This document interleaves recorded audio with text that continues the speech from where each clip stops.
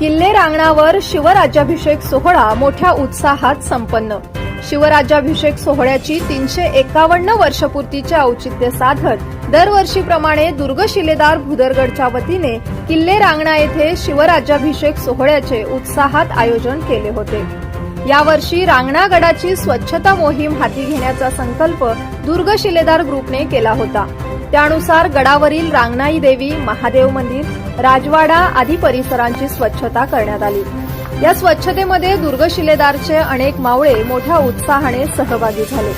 त्यानंतर सर्व मंदिरात विधिवत पूजा झाली व रांगणाई देवी मंदिरात राजगड, तोरणा, रतनगड, भुदरगड व रांगणा या 5 गडावरून आणलेल्या पाण्याचे कलश पूजन करून शिवछत्रपती व माता जिजाऊ यांच्या प्रतिमेसह हलगी, पताका घेऊन सवाद्य मिरवणूक राजवाड्यात आली। येथे शिवमूर्तीवर 5 गडांवरील जल व पंचामृताने मंत्रोच्चारणासहित अभिषेक करण्यात आला।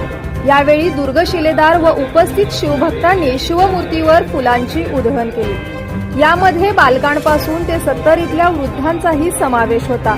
संपूर्ण रांगणा किल्ला छत्रपती शिवाजी महाराज, छत्रपती संभाजी महाराज व मासाहेब जिजाऊंच्या जयघोषाने दुमदुमून गेला। या सोहळ्याची सांगता महाप्रसादाने झाली।